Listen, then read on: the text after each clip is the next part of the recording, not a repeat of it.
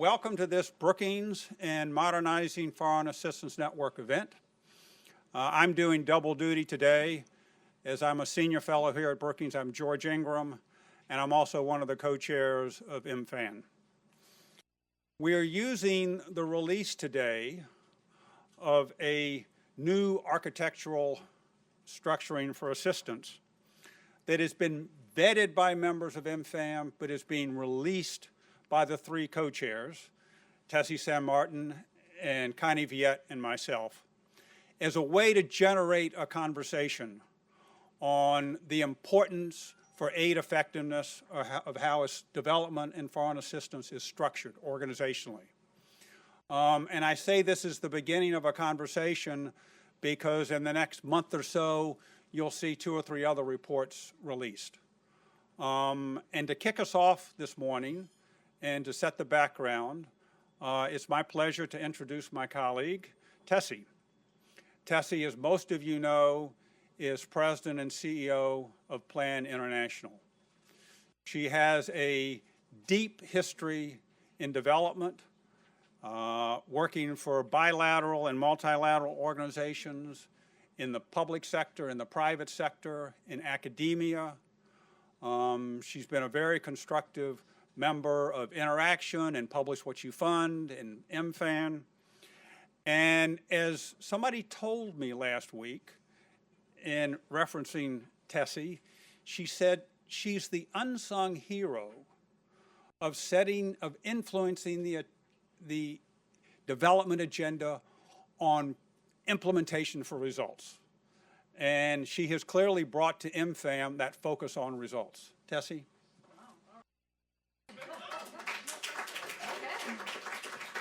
Wow, that's quite a setup, George. Thank you. Well, good morning to everybody. Gosh, well, okay, I'll stand back here, but for people my height, a podium is not a great place to be. So anyways, this is a really timely discussion here, as we know. The Trump administration has been undertaking a government-wide efficiency review and reorganization process. They have also, with their fiscal 2018 proposal and the very steep cuts that are being proposed for the international affairs budget, and even steeper cuts for international development, have made these issues of efficiency and reorganization that much more salient. Last month, MFAN put out its guiding principles for effective U.S. assistance. Those principles have been signed on to, I think, by over 120 organizations and individuals, many of you here in this room. And that group has included, international development organizations like mine, but coalitions, private sector companies, faith-based groups, and a really solid bipartisan representation, including 4 aid administrators, 2 of whom you'll be hearing from today that represent the political spectrum, 3 members of Congress. By the way, these principles, which are outside, if you haven't seen them, pick up a copy. We're keeping the sign-on opened until September. Please disseminate and share with colleagues. It's a really important message to set the tone for what we know is going to be a very robust discussion on the aid architecture, that this event is opening, but will be one of many events that are going to be touching on this subject going forward.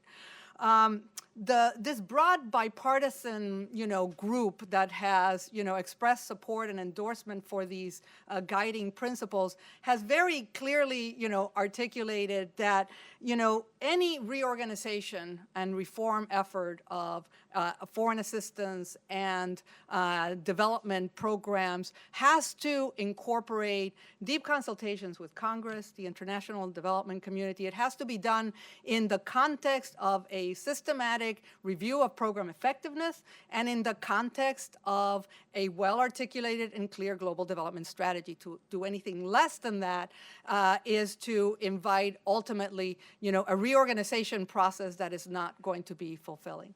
Now, speaking of reorganization, I mean, so as George said, the co-chairs and MFAN took as their basic platform, their organizing principle, their North Star, these guiding principles, and on that basis, we formulated the proposal that we've come here to discuss, that we've launched today, on a new, foreign aid architecture.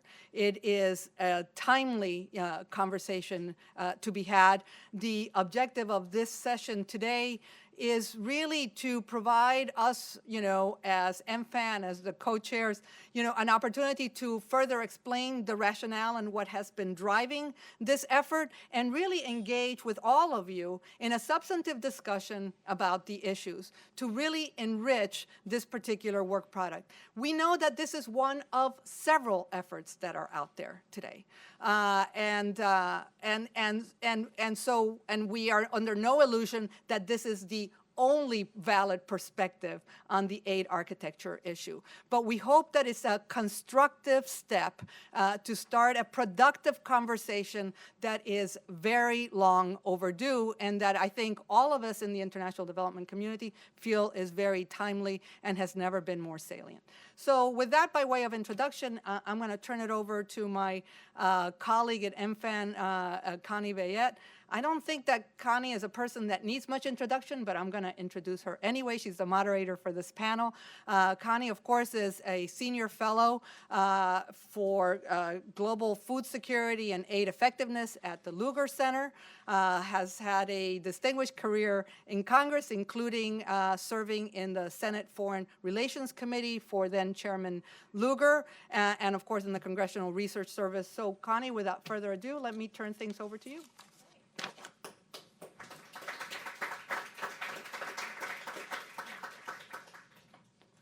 Thank you very much, Tessie. I share your height issue, so I should have worn my heels this morning. I want to thank so many of you for coming out. This has been a record response for us. I think it's a testament to just how important this issue is. And if you want to wave to the overfill room, I believe we've filled that as well. So, so that's good. Before I introduce our panel, let me say a few things. And this reiterates, I think, what Tessie and George also said. We did not construct this proposal thinking that it was entirely complete or perfect. We put some ideas out there that we wanted to stimulate, we thought would stimulate a conversation. And so obviously we're hoping to get feedback from you. We're going to get feedback from our panelists who may not entirely agree with a lot of the stuff that we propose.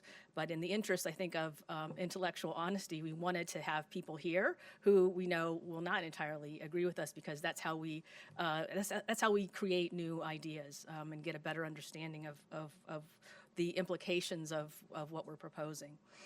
I think that, as others have said, there are going to be other reports coming out. And a lot of from what we can tell, a lot of the recommendations of these other reports are going to dovetail nicely with what we're proposing. So we're very pleased about that. There'll be a CSIS report coming out, I think, in a week or so.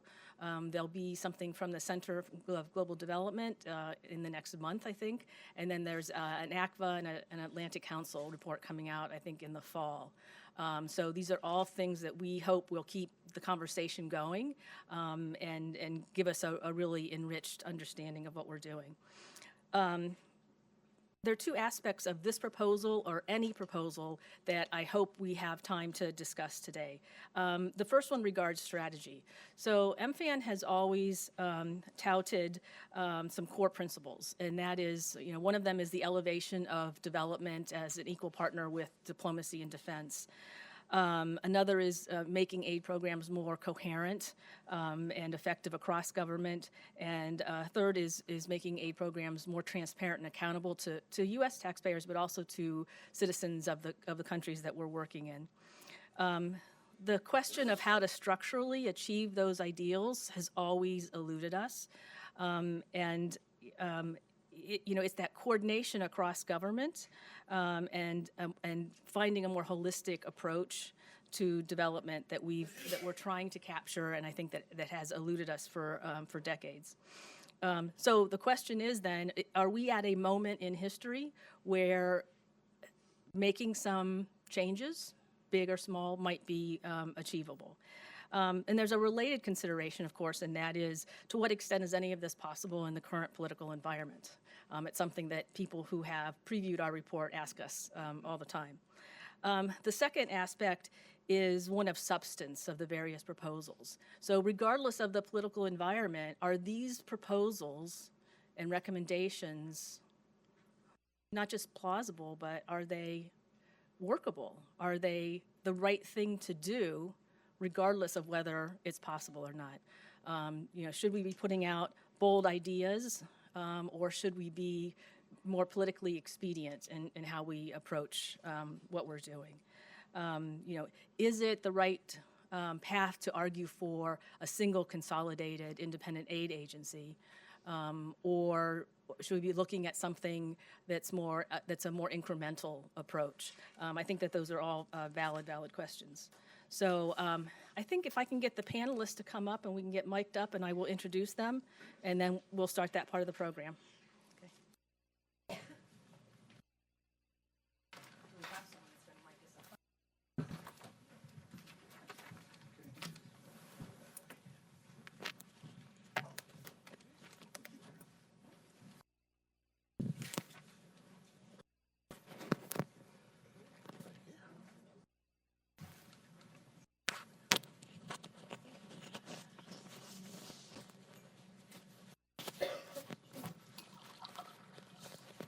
Spilling water all over the place. Yes, thank you.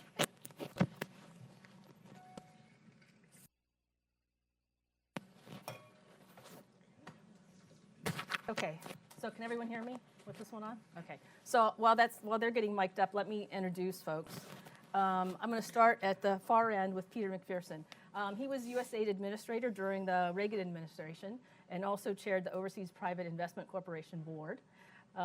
He served in the Peace Corps as a Peace Corps volunteer in Peru, so he's had that hands-on experience that we're all looking for. He's now president of the Association of Public and Land-Grant Universities. That's the nation's oldest higher education association, comprised of public research universities, land-grant institutions, and university systems in the United States, Canada, and Mexico. Brian Atwood also served as USAID Administrator during the Clinton administration. This was a period of time during which Congress considered and then rejected moving USAID into the State Department. Before that, he was also Undersecretary of State for Management. He served as chair of the OECD's Development Assistance Committee, and he is now dean of the Humphrey School of Public Affairs. No. I'm sorry. I'm at Brown University. I'm sorry. Oh, my goodness. He's at Brown University. You went private. That's okay. George, I hope you're here at Brookings, right? I was this morning. Okay. George has had a long career as a senior staff person at the House Committee on Foreign Affairs, and he also served as a principal deputy assistant administrator at USAID. He has experience also in the real world as VP with Citizens Democracy Corps and as a senior VP for public policy and as interim president and CEO at AED. He is now a senior fellow in the Global Economy and Development Program at Brookings and has been co-chair of MFAN for more than 8 years. So the first thing I want to do is, I know that many of you you've previewed the proposal, you've picked up copies out there, but many of you might not have read everything and have many of the details of what the proposal is. So the first thing I want to do is turn to George and have you go through, spend a few minutes on what is in the proposal, and then we'll start a lively, I hope, discussion on that. Thank you, Connie. As Tessie said, MFAN put out a set of principles 3-4 weeks ago to guide any aid reorganization. And we took those principles and tried to adapt them in practice. And our goal was to allow development and diplomacy to focus more on each of their core missions and core competencies, and to reduce redundancies and create clear lines of authority through setting goals. And we do that in the structure by several things. We establish development as a core pillar of U.S. foreign policy, and we give the head of a new agency cabinet status. It's not a cabinet department, but just as the head of STR and the ambassador to the UN sometimes are given cabinet status, we would do the same for the head of this new agency. And we consolidate various functions and organizations into two new organizations. The Global Development Agency would include most of the current functions and activities of development and economic foreign assistance, including MCC and PEPFAR, which would retain their brand and which we would seek to instill the good practices of those two organizations as appropriate in the rest of this larger, more comprehensive development agency. Probably the most dramatic, bold, questionable thing we've done is the way we've structured this new agency. And rather than being structured by sector or by geography, it's structured by objective, by the goals that you're seeking to accomplish. We are hoping that this will at least create a ferment of how the best way is to structure an agency. We're not sure we got it right. The CSIS report has a different structuring plan, and I think there's going to be a nice conversation between those two. The second organization we create is a Global Finance Corporation, and this contains OPIC, TDA, and AID's Development Credit Authority and enterprise funds. Plus, it is given additional authorities of equity, first loss, technical assistance, other authorities that people have noticed that OPIC's European sisters have, but OPIC does not, and make them more functional, better actor in this space. I think I can leave it at that. Okay, that's very good. Let me turn to Brian first. I'd love to get your reaction to the proposal, but I'd like you to do it in context of your and Andrew Nazio's article that you put out in December. In that, I think you were, we talk about this, we wanted to put out a bold proposal, but I think that what you're proposing is bolder. So if you could give us some reaction, but in that context, we'd appreciate it. Well, first I should say Andrew and I were not constrained by the confines of the Beltway. So we wrote from Texas and Massachusetts, and we thought it would be useful for a new presidential administration to see a bipartisan proposal from two administrators who had served at very different times, although one after the other pretty much. And so we contemplated, I must say this before I get into any details, that neither of us anticipated this particular presidency. I'm sure he would have preferred Jeb Bush, and I certainly preferred Hillary Clinton. But and either of them may have taken this particular proposal a lot more seriously. I'm not sure, although I think everything is now so wide open that anything can be considered. But we looked at the world and we said, okay, what is the rationale for a 3D national security policy? Diplomacy, defense, and development. And if you look at the crises that we're facing, they result from fragile states, from states that are so encumbered with poverty that they're basically falling apart, and they've become home for terrorist organizations and the like. We looked at the transnational issues that are really affecting us. We've been through the Ebola crisis, but HIV/AIDS and a lot of infectious disease related crises, but also others like the climate changes that are having such an incredible effect on us and everyone on the globe. And we looked at the numbers, increasing numbers of humanitarian crises, the refugees, the dislocated people. We looked at post-transition crises. All of these issues are best handled, in our view, by development professionals or humanitarian relief professionals, as opposed to diplomats. And I want to say at the outset that I started my career as a diplomat. I have a great deal of respect for foreign service officers at state, and I understand the frustrations that they're going through now. Not having a lot of policy guidance, not having, I think, a feeling that the administration appreciates the art of diplomacy, which takes skills. I've recently read, and I recommend it to all of you if you can get your hands on it, the American Academy for Diplomacy sent out the so-called listening report that the management consulting firm did, interviewing thousands of people at both AID and state, and you will see that a management consulting firm does a very professional job, but they don't really fully understand the art of diplomacy, in my opinion. And so they've skipped over the various talents in intercultural understanding, language skills, reporting, negotiating. You won't see much reference in that report to those kinds of skills.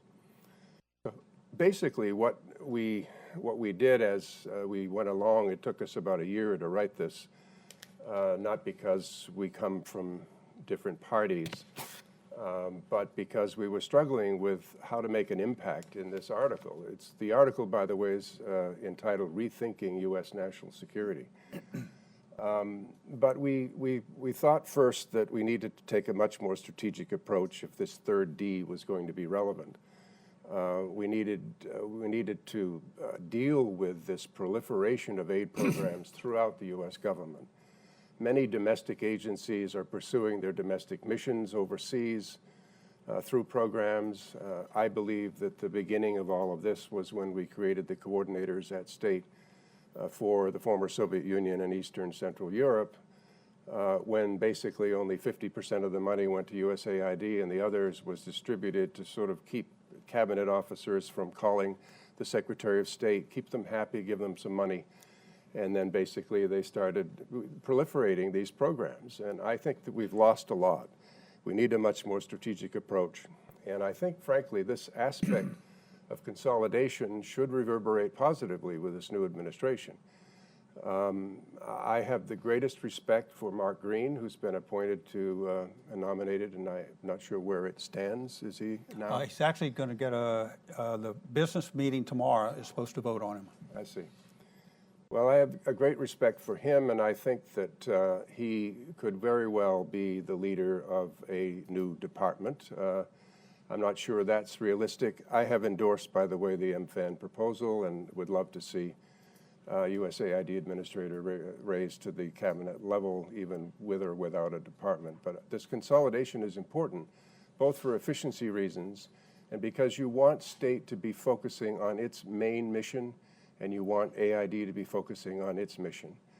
And on one last point here, when I was the transition leader at the State Department in 1992, career Foreign Service officers presented me with a proposal that called for merging USIA and ACTA into the State Department. They did not specifically recommend merging AID because they said the management systems are so different. That's just the tip of the iceberg. There are so many things that are different in approach, in time horizons, in the relationship you have with a foreign ministry, government ministries, with the people of a foreign country. You really want to create a partnership. You don't want any kind of an adversarial relationship with those people, which is, if you're a State Department representative, you're pursuing and promoting American interest. And that's a very good, important thing to do. And it's important to have good relationships. But you will often have an adversarial relationship with the foreign ministry of another country. You really can't afford to do that and do well in the development business. So that's another aspect of what we were trying to explain, and we hope that while that article didn't get a lot of attention initially, that maybe today people look at it again and have some positive thoughts about it. Okay, thank you very much, Brian. I want to turn to Peter. On both substance and strategy, you may have a different take on all of this. So would be interested in your reaction to the co-chair's proposal and also to Brian's remarks. Well, I think it is a very good thing to raise the status of the AID administrator. I think there's a range of ways to do that. I go back and forth about the question of some sort of separate entity. It's true that in some ways the best of all worlds back when I was administrator, legally I reported to the president, but de facto I reported to Hagan and Schultz, and that worked very well in so many ways. But a total separation, I'm not sure that it's compatible, it'll be acceptable for the global leadership role that I think the U.S. should play in the view of the broad policy makers of this country, that they need to be more closely related. If done well, it's the best way to do it, in my view. I also appreciate over the years the importance of Israel in getting the foreign aid bill passed, the foreign aid appropriations. I don't think we should forget that. I appreciate that Secretary Schultz and other secretaries over the years have often been just key politically on the Hill. The AID administrator is never going to have the same stature as a committed Secretary of State. On the other hand, and the reason I'm ambivalent about this, on the other hand, you don't, without some separation, you don't get the focus, the development focus that you would have, and perhaps a broader constituency, a deeper, broader constituency. So I look at it as sort of the trade-off. I mean, there really are political costs to what is proposed in terms of appropriations, and do we get the political pickup and the substantive pickup? And that's not a conclusion. I signed this with George's strong encouragement as a, but I think I continue to remain a little ambivalent. And I think that we think about Israel, think about the Secretary of State in getting this bill done. Having worked that bill 6 times, I know the problem. We've got a former leader of the Appropriation Committee who would have some view, no doubt. I do think this issue about program organization versus geographical is an old one. We've gone back and forth on this, and I'm not sure. We definitely need to keep our missions, and and the geographical organization does enhance the mission, and in fact coordinates, because you can't really separate agriculture from health as easily as in practice as we can in Washington. I moreover think that at some juncture we need to really get in beyond MCC country-led efforts, and I don't think country-led efforts will be enhanced without in a different structure, and that worries me. Like most of these issues, I can see certainly both sides of what we're talking about. A couple other points. One, perhaps it's there, but I didn't read it, see it in my quick review. DOD has become a major player, which absolutely wasn't the case when Brian and I were administrators. And DOD has resources, often has willingness, but usually has relatively little skill and knowledge of longer-term development. At different times, there's been some interest in the Hill in setting up some division. We love the DOD money, but I recall in Iraq when I was there for a few months in '03, DOD had some long-term agriculture development plan. Those were excellent young officers, but they didn't have any knowledge at all about agriculture. So how does DOD fit into this? Is something to think about. It's fine with me to separate out the credit and guarantee programs. AID's effort and OPIC sort of compete now, and I'm not sure that for roles. One thing I would say, though, is be careful. The guarantee and loan programs, we should be careful about them. Having been a banker and sweated over deals, that people in government simply don't have the reason. They don't. If I made a deal that didn't work at Bank of America, I paid for it in some way, in career and so forth. And we're not going to ever be very good at these guarantees. So I think we got to be careful, and also we have to worry about dollar guarantees. The reason the debt crisis was so severe in the late 80s, early 90s in Latin America was because it was a bunch of dollar debt, not equity. And I think we almost seem to have forgotten it. I hardly hear anybody talk about it outside the financial community. The dollar debt, when local currency depreciates in value, which inevitably it does, few exceptions, is a real problem. And I just don't hear people talking about it. It just seems like it's we development people aren't bankers. So we should be careful not to assume we have expertise, which we don't really. That's why you got into academia, right, Peter? Yeah, that's right. That's right. That's right.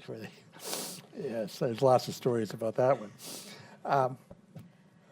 My last point is that, as George and Connie know, I think we've got to, as we go forward discussing this proposal, which I think is interesting and constructive, I think we have to keep in mind that the real battle, the immediate battle, is occurring right now within AID and state, and Green certainly needs all the outside intellectual and other help that we can give.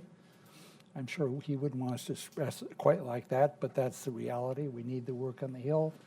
And MFAN, which has status due to the leadership for a long time of really excellent people, I think you should complement this report with something very concrete on what we do in the interim. CISS has a report which will come out soon, which will do a job on that. But we need to talk about not just the status quo, but improving it as an interim measure. We need to get rid of F, part of AID. We need to get rid of all these special assistants. Lord knows any management consultant could have told them that up front. We need to consolidate the budget and the policy structures. That lesson's been learned again and again in government, but we do it wrong in the current system. We need to keep HR separate. We need to keep IT separate. There's a bunch of things that, and MFAN should lay that out, and you do, but it's not the focus. So I would argue that you need a dual focus. Okay. The longer term and the immediate, and give them both real interest. Okay, great. I want to come back to you because I he just want to say raises. something to Peter, and Okay. that is, I want to claim success with Peter, because in our private conversations, he never used the term interesting and constructive for our proposal. Well, I'd like But I've to- always said that about you, have I not? I would really like you to your reaction, because Peter raises some legitimate concerns.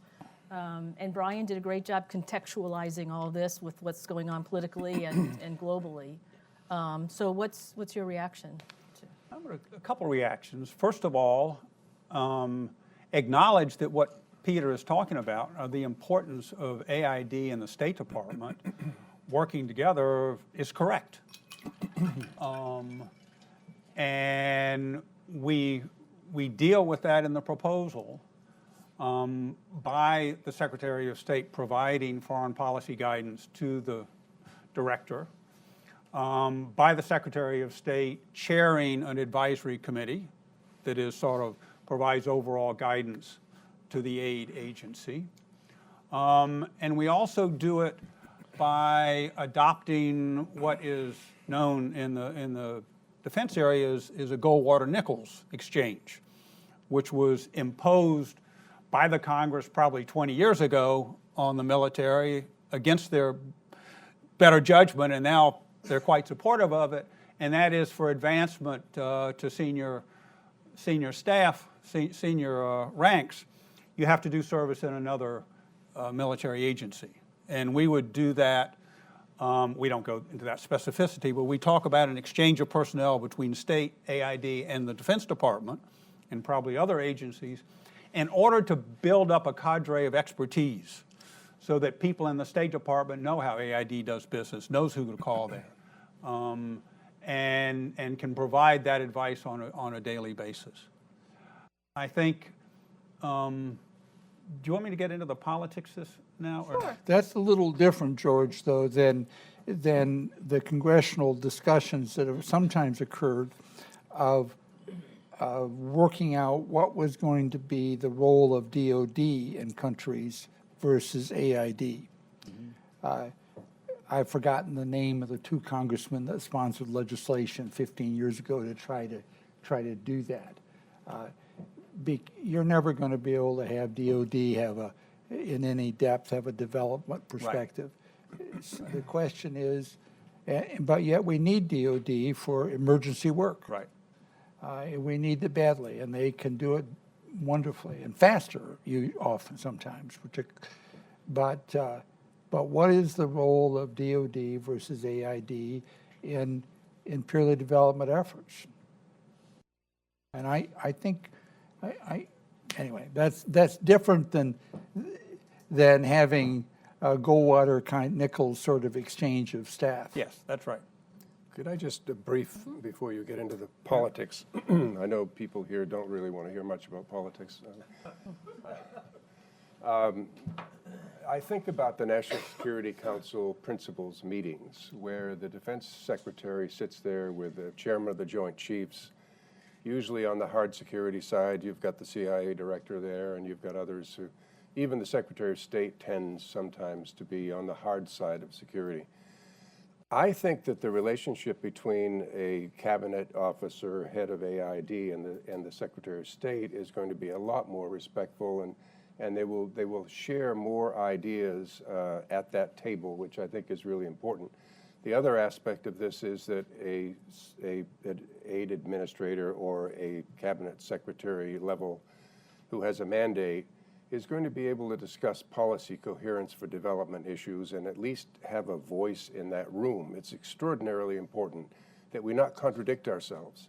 I'll never forget, there are several examples of this, but during my period when I wasn't aware that the Agriculture Department was going to dump a lot of wheat on Russia, when we were trying to help Russia privatize its agriculture sector. And I found out about it too late. I went over to see Dan Glickman, and he said, I hadn't thought about it that way, and I'm sorry, but it's a done deal at this point. There are so many policy coherence for development issues that need to be raised. The aid person may never win those battles because there's a lot of domestic politics involved. There's a model for all of this, which is, of course, DFID in the UK. I think that's been very successful. It may be a little less successful now because they're struggling with a lot of things, including Brexit. But I think that it was so successful that the Tory government, when it came in, it didn't like the proposal because it was a labor proposal, but they basically adopted it and came away with people like Andrew Mitchell running that place and liking this relationship very well. And they found that the foreign secretary and the head of DFID were together 99% of the time in cabinet meetings. And I think that's what would happen here. But, and again, one point about the aid administrator is never going to have the clout as the Secretary of State, maybe, but if you've got a former CEO of Exxon and a former four-time member of Congress, like Mark Green, maybe Mark Green would have more status on Capitol Hill than Rex Tillerson. Which leads us right into the politics Into that the you wanted politics. to talk about. Well, you know, Brian, when you and Andrew published that article in December, you got very little audience. Sadly. And not surprisingly. And last year, MFAN put together an agenda that we were, aid effectiveness agenda that we were going to work on this year. Late January, we put that on hold because we realized that politics had totally changed, that the normal nature of business was being totally disrupted, and that we needed to focus on not the nice little steps that could be taken to make assistance more effective, but we needed to focus on the big picture because the big picture was being challenged. Both the budget was being challenged and the organizational structure was being challenged, and that we needed to do something more than defend the status quo. And the best strategy was to put out a bold proposal that would provide some fodder, some new thinking for people on the Hill, in the media, in the development community, in the administration, and demonstrate that there were alternative ideas to merger and why merger didn't make a lot of sense. What we've seen in the last 6 weeks is people coming to this space. CSIS has this report that is being sent to Senators Young and Shaheen. I was at a breakfast with Young, a USGLC breakfast with Young this morning. He was very engaged in this issue. The chairman of the House Foreign Affairs Committee and his staff seem to be engaged in this issue. People on the Hill are starting to pay attention to this. And I hear indirectly that people in the administration is paying attention. So when you have a period of disruption, chaos, sometimes that's the right time to create, to push new ideas. And to, if everything's sort of thrown up in the air, there's the opportunity to make suggestions as to how all those pieces could fall down into a coherent structure. So I think there's a real opportunity out there to move this agenda in a constructive way. Okay. Let me do one more of my questions, and then I want to open it up and get questions from the audience. And I think we have folks with microphones somewhere back there. So, okay. I have to choose between one of two just brilliant questions that and the difficulty is that we've touched on a number of these. Let's talk a little bit about the process of restructuring and reform. You know, both State Department and USAID have become more transparent and accountable over the last decade or more. I think one of those has made greater progress than the other on those counts. But this whole reorganization process that the administration has kicked off is rather opaque. I mean, we just don't know what's going on. You know, interim reorganization plans went to OMB at the end of June, but we don't know what's in it. We keep hearing rumors, don't worry about the State Department subsuming USAID, that's not in the Secretary's plan. And my response is, oh, don't get too complacent on that because Rex isn't the only game in town. That we've got the NSC and we've got the White House that may have different ideas on that. And I actually do see members of the aid community getting complacent on that. So, you know, Brian, you were administrator during the last major reorganization.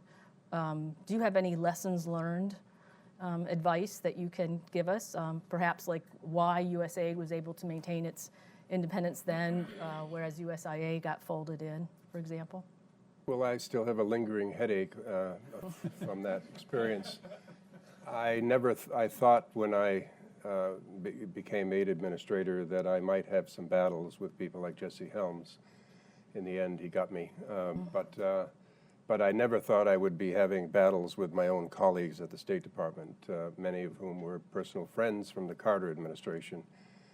And I just think I came to AID with very little knowledge of development. I'll be very honest with you. I had knowledge from having been a Foreign Service officer in the Ivory Coast, where I watched the smallpox eradication thing go on, and I did have enough knowledge of democratic development because I was the head of NDI. But I really didn't fully understand concepts like sustainability and the rest. And so I had a very fast learning curve that I had to go through. But many Foreign Service officers don't fully understand. They do understand resources. They do understand how resources are used in diplomacy. They're used to influence the behavior of others.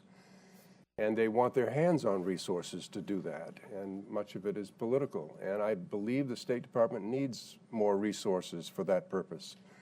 But it's not the same as development. And it's not long-term. It's very short-term. If you're a Foreign Service officer, and I was one, what you want to do is accomplish something within the 3-year assignment that you have, so you can leave something behind and maybe get a promotion. You also want to be involved in crises. And State Department is a crisis-oriented organization. Whereas AID is looking 10, 15 years ahead and looking how those investments might change the realities on the ground. I think that the USAID makes such an important contribution in terms of prevention. If you look at the world today, despite all of the problems of the population increases that have caused these refugee flows, there are many more middle-income countries that are able to raise domestic resources for development on their own. We need to adjust ourselves, it seems to me, to look at this idea of beyond aid. What do we do in middle-income countries where there's still a lot of poverty? And focus most of our ODA on the fragile states, it seems to me. But again, if you're a part of a state, and let's assume the worst, that you're merged in the same way that USIA was merged, basically it's going to be a State Department or political appointee who is the Assistant Secretary for Africa who's making decisions as to where the money goes. I think that would be we would lose so much in terms of what we can contribute. I think the world today is overwhelmed with crises. The UN is overwhelmed. All of the multilateral organizations, all the bilateral donors are totally overwhelmed.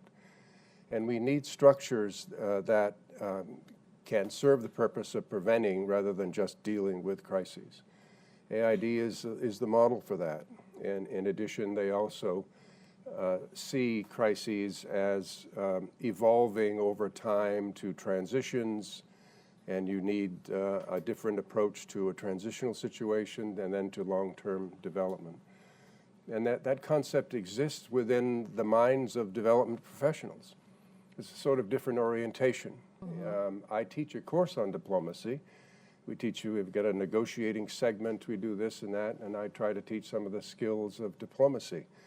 And I find that to be an extraordinarily important mission. And I think you will drag down that mission if you merge AID into the State Department.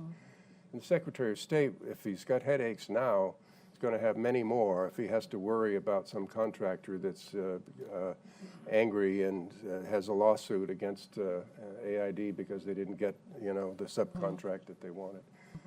So I think that those are considerations that have to be very important. So do you think that policymakers understand that difference, the difference in mission and the difference in time frame, enough to prevent a merger if that gets put on the table? I think, and I give a great deal of credit to the successors of Peter and myself, to Raj Shah, to Gail, to Andrew. Every single person that's come into that job has improved the results. We started the results orientation during my tenure, and it's so much better now than it was. We don't want to throw that away. We don't want to throw that away, and I know that Mark Green appreciates that. So I do think that people on the Hill, there's more bipartisan support for USAID than there ever has been. Much more so than when I was there. It was a lightning rod. And I remember Mitch McConnell saying, let's do away with the agency, it's a dinosaur. And going up to the first hearing and taking a big dinosaur out of my bag and putting it on the table and saying, USAID used to look like this. Now I took a smaller one out and said it looks like this now, and we're making progress. And of course, the next day in the Washington Post, it was leaked that the aid administrator called his agency a dinosaur. What are you going to do? Okay. Peter or George, you have any comments on the question of? Well, it's critical that we keep, that there be this separation because of the different functions. I think whoever hears of USIA anymore anyway, it would be a terrible mistake. It's a terrible management mistake because the department is a policy structure, not an operational structure, speaking broadly. And I just think it's a misfit, and I hope it's understood. I'm not sure all the senior people at state do understand that. My very smart colleague Eagleberger, who is really a great man, Larry never really bought the idea that age should be separate, which I spent hours arguing about it, but we'll have to fight for this. I appreciate George's comments about how the role of this report, and I'm very hopeful that that's the way it will work out. This is a time of turmoil, a time when people are trying to get their footing on many issues, and perhaps we can get some new ideas pulled in here. Okay, great. You know, I think at this time when U.S. leadership in the world is in question, one of the aspects of consolidation and a cabinet level director is the fact that the current spread of U.S. development functions across as many as 20 U.S. agencies ends up the U.S. not playing at its weight internationally. And if there's an international conference, there's a big debate within the administration, who goes, who represents us, an undersecretary of state or the head of AID or the head of MCC or somebody from HHS. And if somebody comes, if a foreign head agency comes to Washington and they want to talk HIV/AIDS, where do they go? They probably have to go to 4 different agencies to have the conversation. And I think Brian mentioned the example of DFID. DFID plays above its weight internationally now. Yes. Because you've got a cabinet level officer who happens to have political sway usually within his country and can speak for 90% of what the Brits do internationally. And I think, we need that same high-level profile person who can say, I speak for the United States on development issues, for the U.S. to get the full leverage out of the money that it invests in development. Okay, great. That was a good discussion. I'd now like to turn to the audience, and I am not going to remember who came first, but I saw your hand shoot up first, and then I think back there, Sam, and then over here, we'll work our way through. So if you could stand up and say who you're with or who you are, and then your question. Thanks, Connie. I'm John Coonrod with the Hunger Project. And I want to add a follow-on question to your point about the sort of the process, the roadmap for having these kind of structural changes. How much of this would require a change in the Foreign Assistance Act?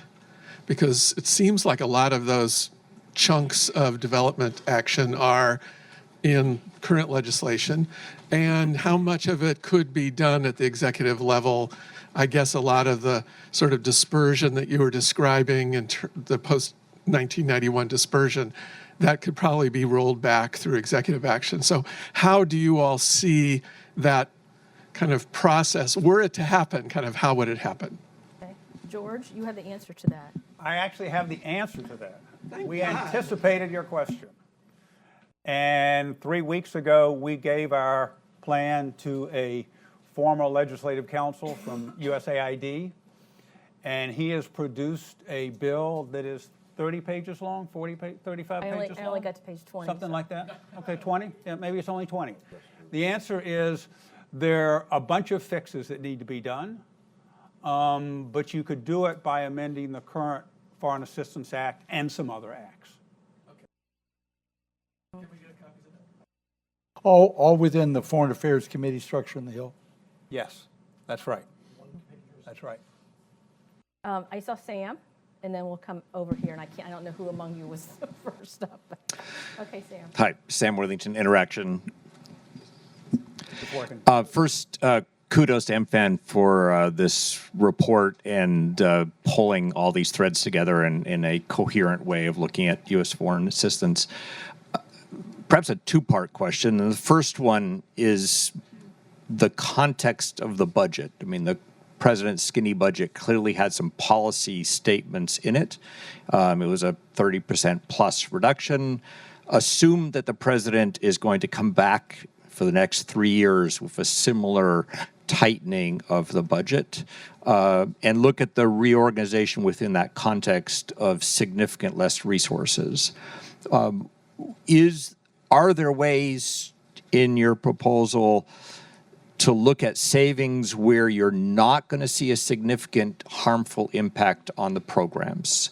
So looking at this from an impact perspective on people's lives, whether it's helping a government through a democracy process or a refugee program or individuals benefiting from PEPFAR, if their intent is smaller government, can one eliminate the negative impact that we're going to see on people's lives and on the role that foreign assistance plays? George. Well, let's jointly answer this. I think that the way you put it at the end, if you reduce the budget by 30%, would the reorganization reduce the impact on individuals' lives? No. Now, our assumption in drafting this proposal is not that there's not going to be a 30% decline. That the Congress is going to do for 18 what they did for 17, which is basically straight line the budget and tinker around the sides. I don't dream out that far. And there are efficiencies and some elimination of programs in this plan. Would it make up for 30% of the budget? No. It would make up a little bit of the budget. Could I just also add, thank you, Sam, for asking a question, because when I was around and when Peter was around, we didn't have MFAN. We didn't have Interaction to the extent that Interaction is so active today. We didn't have the U.S. Global Leadership Council. These organizations have created a constituency for development and humanitarian response that never existed back then. And I think that constituency, I'll never forget, I won't name the person, but a Secretary of State saying to me, Brian, lay off. I care about your programs too. I mean, the State Department regrettably doesn't have as much of a constituency in some sense as AID does. Right. And that I found crucial when I was trying to defend AID from being merged into the State Department. It was really amazing, the people that came out of the woodwork to support. And that's happening now in much more formal way, and thanks to these organizations that I've just mentioned. Okay, we're going to come over here. You all go up at exactly the same time. So go ahead. You're standing. I'm going to let you do it first. This is the trick. Thank you very much. One, I want to thank you for the work that you have put into all of this. I actually do have to respectfully disagree with the consolidation of USTDA with OPIC, as you can imagine. I'm Lee Zach. I was the former director of USTDA and currently a professor at Georgetown teaching international project finance. The question about efficiency and small government I thought was a good one. And USTDA is one of the agencies that is known for being efficient and effective. Clearly, I think consolidation would affect its effectiveness. In particular, USTDA was created actually to be disruptive. It has a dual mission, which is economic development on one side, but focusing on U.S. exports on the other. So it doesn't really fit into any box, and so I really appreciate the difficulty people have. I also noticed that no USTDA director has signed on to this plan as well. And as a matter of fact, a good part of the financing that is being done by USTDA is actually being done by the host country, being done by the private sector, being done by Exim Bank, being done by other development financing agencies. And I don't think you would want to lose that.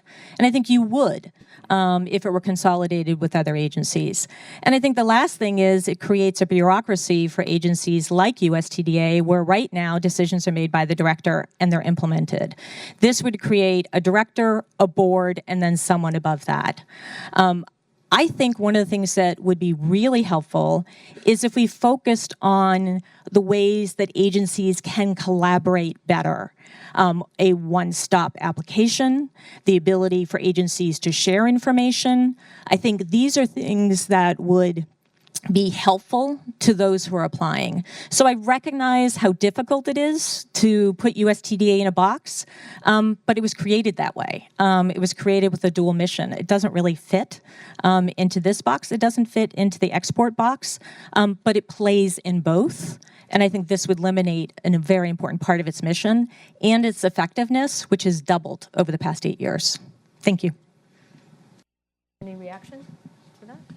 Yeah, Lee, as you know well, I have a lot of respect for USTDA, and I like its mission and I like its functioning. I think I will respectfully disagree as to whether or not there is a logical connection with OPIC, where they both fit in the box of development and they both fit in the box of the private sector. I think we can respectfully agree, but I think it would be a good conversation to have as to whether or not TDA stays separate or comes together in the I mean, part of this is driven by the U.S. wanting to have a stronger development finance instrument, and TDA would strengthen that capability. Peter. Well, the organization that she speaks for and of certainly does an excellent job over the years. I think one of the, going beyond that though, I think one of the strongest arguments for your cabinet position, George, is that you're not going to be able to get the consolidation and the coordination in a formal sense across this government that we've all worried and wondered about. Just because the politics don't work. I think of that really excellent little development group within the Treasury where I was a deputy secretary for some time, and they have expertise about foreign exchange, about central banks, et cetera, that really doesn't fit into AID per se. So how are you going to have a across the board? Well, if you did have a cabinet member, you would have more stature to be able to get some coordination. I think that's an argument you might well make, because I don't think that you're ever going to be able to pull this together in a way that we've just become too much of an international government. I remember a friend of mine who was ambassador to Canada saying, the ambassador in Canada doesn't really coordinate Canadian policy because every cabinet member in Washington works with their counterpart in Canada. And I think that the internationalization of the U.S. government is such that the formal coordination, the way we dreamed of in the days of ITCA, to go way back, is history. Could I just say one thing about this? I may have a different point of view. I think it's important to look at the history of where USTDA came from, where OPIC came from. Why was it that I and Peter were the chairs of the board of OPIC? Because they grew out of AID. And various credit loan programs and guarantee programs also grew out of AID. Why? Not necessarily because development professionals are bankers, but because AID has access to the university community, to the banking community, we used when the communist countries moved toward market economies, we used bankers, we used others that went over, and we oversaw what they did. I think there's a great deal of creativity and innovation that comes from having these people under one roof, not necessarily bureaucratically confined by the one roof, but with their independent status to the extent that you can retain, Lee, what you mentioned. I think it's important to break down red tape and look at these issues from that perspective. But I think it's important to have a development agency that's thinking most broadly about development and then has access to all of the private sector, to the university sector, to all of the elements that make this country great. I think it's already great, isn't it? It's a great country. Let me just say that in this issue of coordination across government is just so difficult.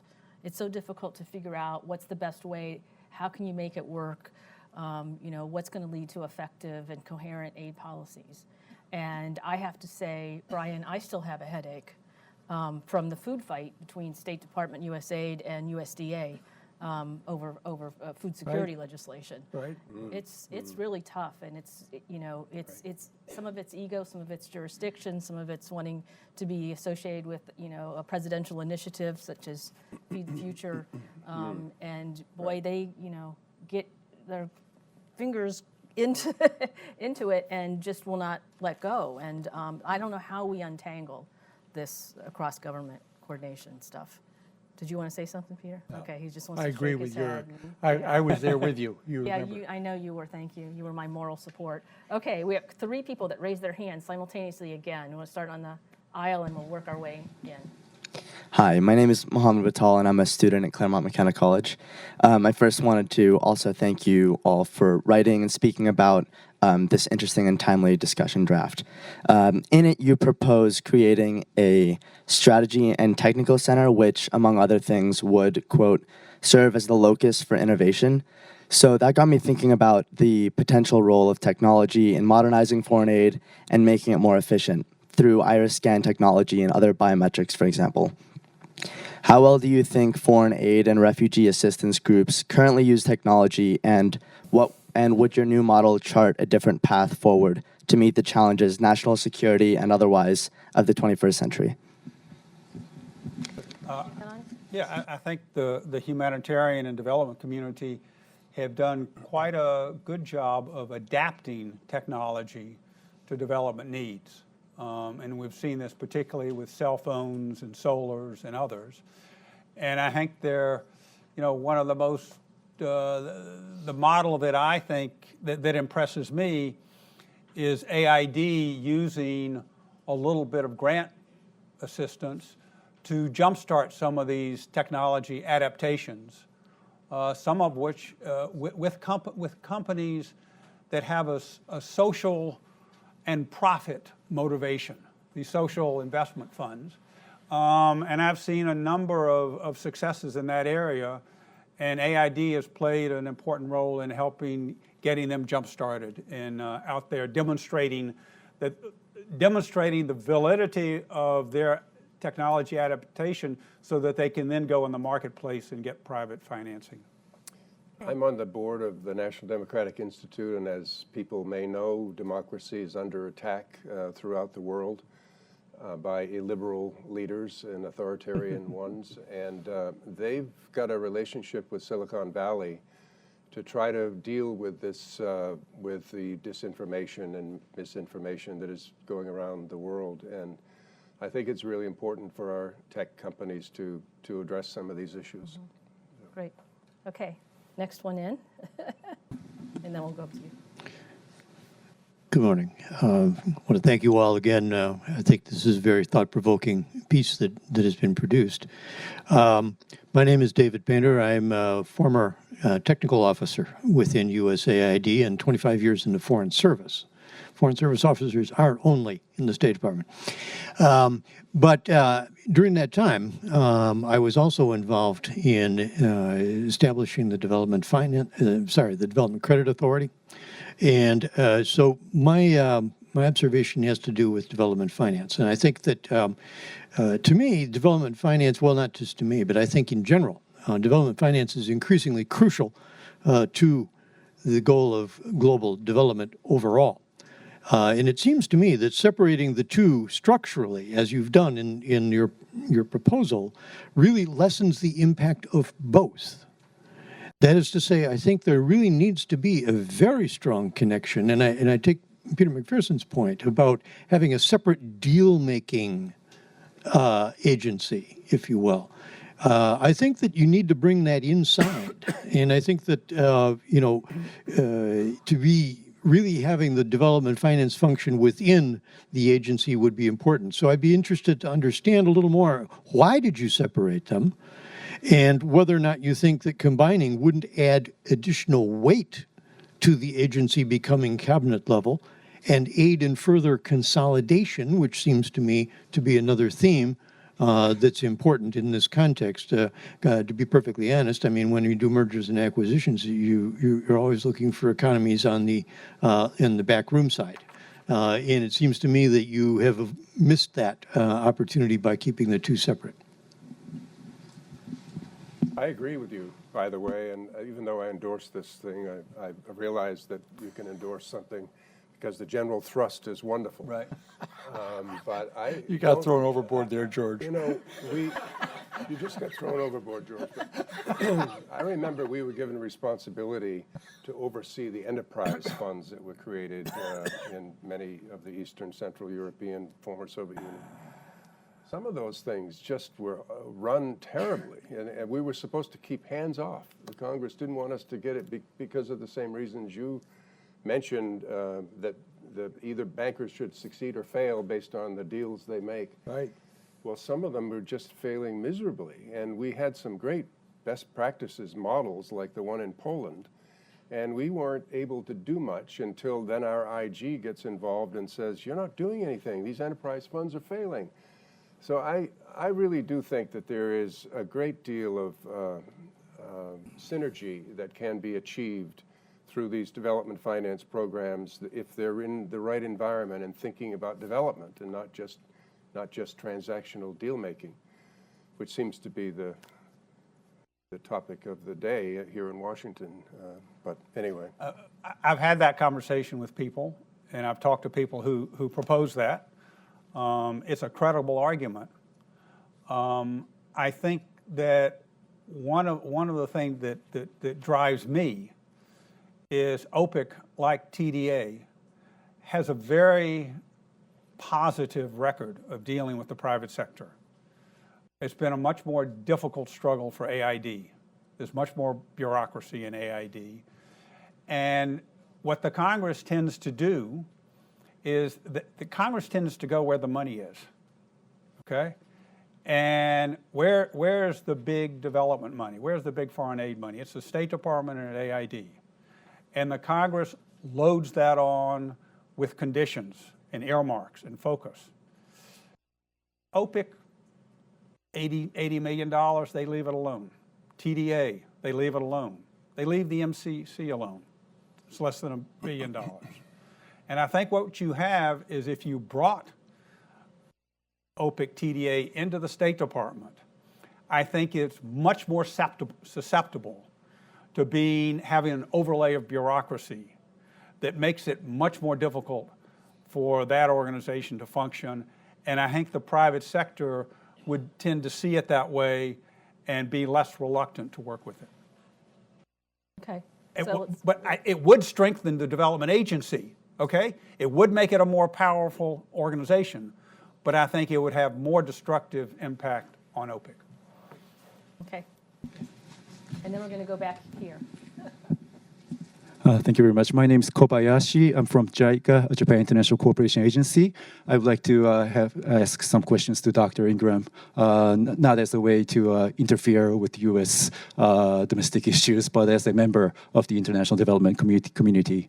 When I observe your plan, I noticed that there are mainly two differences between your plan and how we are structured. And one relates to this having two institutions rather than one, and that's been already addressed. Another is that you mentioned that Development Finance Corporation will take care of the financing, debt financing, but I'm assuming that you're only talking about debt financing to private sector. Correct. And not sovereign loans. And I was wondering, in your effort to be bold, whether you had considered the possibility of restarting sovereign loans as part of U.S. aid architecture.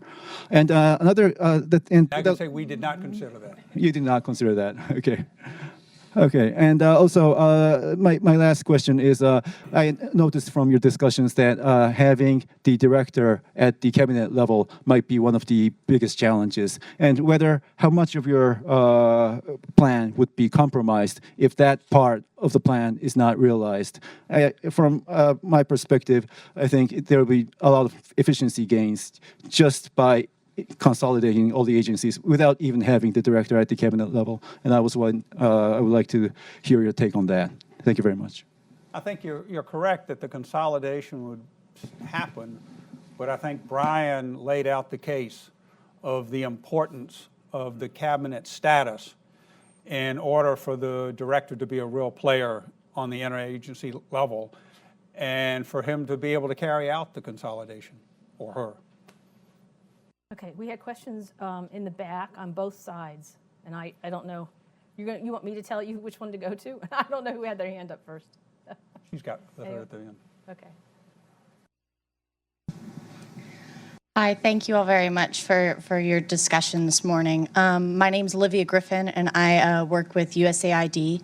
Right now, the USG involvement in countering violent extremism is guided by the joint strategy between state and aid on CVE. Has your consideration of the roles of both state and aid considered at all the roles of both agencies in countering violent extremism? Jens? You want to say something? Yeah, I don't see any, I'll answer for you, I guess, but I don't see any problem of having interagency cooperation on issues that are where the expertise of each agency can be brought to bear. And maybe that's a role for the National Security Council, which has grown much too big, by the way, and it's too operational, but at least when people go to meetings at the White House, there's generally, they respect each other a lot more than they do in emails exchanges. So interagency cooperation, I think, can be encouraged no matter what status the agency has. Good answer. Okay. So it's 11:25, and we need to be out of here in 5 minutes or so. So can we bunch together some of the questions in the back? There's 1, 2, 3. If we could do those 3 questions, and our panelists can respond. Hi, my name is Sobir Kurbanov. I'm from Central Asia. I used to work for DFID, SECO, IMF, World Bank, and the country level. And I think your proposal makes great sense. First of all, it's in line with OECD development effectiveness principles. And DFID, for example, Swiss aid also structured in the same way. We have Swiss Cooperation Office, one house representative at the country level. Then you have SECO, you have SDC, pretty much economic development, social development arms. And you speak in one voice with the client, and that helps to reduce fragmentation and increase kind of clarity and perception with your country counterparts. And very much what happens with US aid, you have a US ambassador who is talking on behalf of US overall, and then you don't know who is kind of USID director, and there is no enough kind of cooperation and collaboration at the country level. With DFID, you have DFID, and you have a kind of investment climate, investment promotion arm. So this really helps to increase the visibility and clarity at the country level. Secondly, that would definitely reduce the transaction costs, and then in DFID language, that would improve the value for money for US taxpayers' money, because you will get rid of administration functions while managing different agencies. And thirdly, I think it is really critical to increase the convening power of US foreign assistance and Western aid overall in the current environment where there is kind of weakening impact of Western aid, especially in the Eurasia region, for example, where you have a rise of non-traditional donors such as China and Russia. So you need a kind of speak in one voice with your country counterparts, and that it is very important to speak from the single agency perspective rather from fragmented agency perspective. That is why I think that's makes really great sense, and it's fully backed with international experience. Thank you so much. Thank you.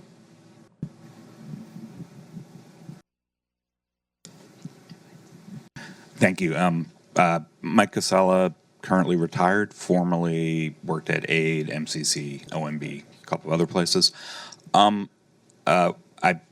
want to echo the praise for this proposal. I think it's a great conversation piece. I also think a lot of it is very practical and, will serve as a good starting point for what Peter suggested, that, looking at what are some of the practical things you could do in the shorter term. I do think there are a lot of things in this proposal. Goldwater Nichols is one that I think you could do regardless of if you did a consolidation that would have a huge positive impact. My question specifically is, you refer on as part of your box on diplomatic programs. On the last page, state retains responsibility for strategic economic assistance to countries of critical foreign policy importance. I assume you're thinking of places like the Middle East and former Soviet Union here. Question I think you will get, certainly from people at state, is if you eliminate the coordinators and you merge F back into either USAID or a global development agency, how does state actually play that role without overstepping in what I assume you would consider overstepping? Okay. We've got one person standing in the back behind you. Turn around. Yep.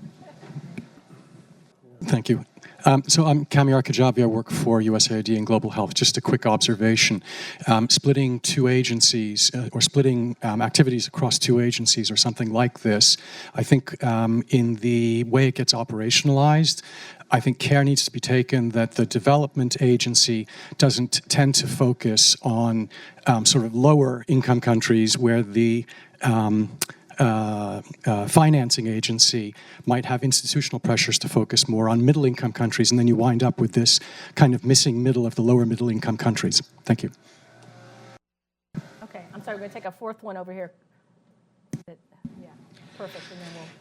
Hello, thank you very much for giving this presentation today. My name is Dalton Booker. I'm a program associate with the Osgood Institute for International Studies.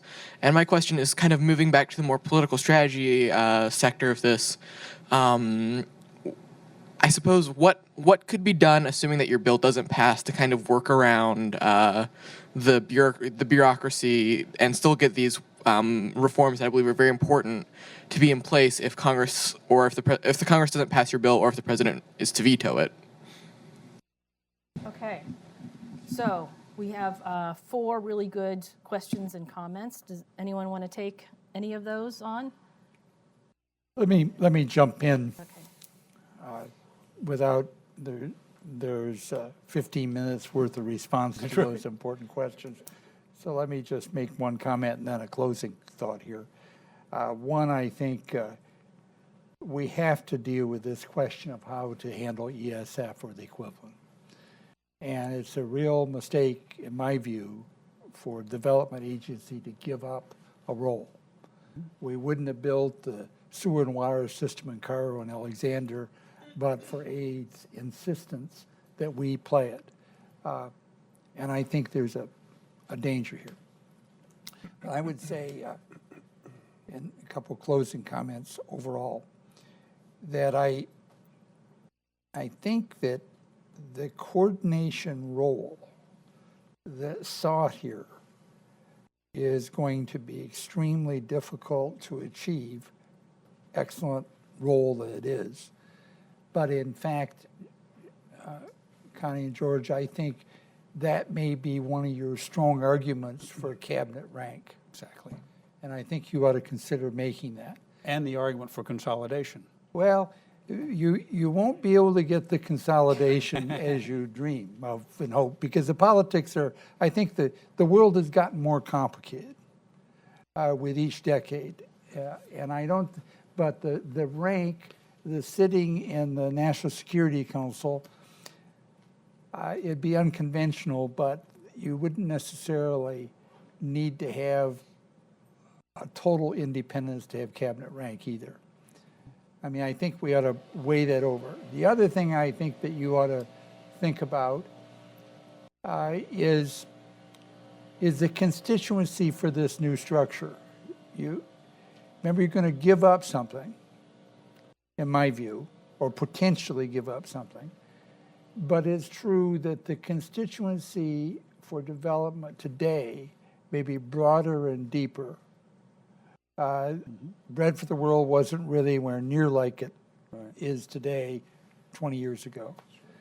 And to some in Congress, that's an argument. So I think there's some points here in support of your proposal that you might want to further develop. Okay. Good. Brian, would you like to answer any of those questions or give us some closing thoughts? First of all, I was very disappointed to hear that Mike Casella has retired, but his question is a good one. How does one, I mean, I do think it goes to this issue of how you manage the Economic Support Fund, which has always been managed by state, and where decisions are made by state as to where those resources go. And you are getting an increasing number of middle-income countries. If you looked at the G20 meeting last week, you know, it's a very interesting mix of people that come to the G20, because that's the nature. That's basically the fruits of development over the last 50 years. The fact that some of those countries were developing countries.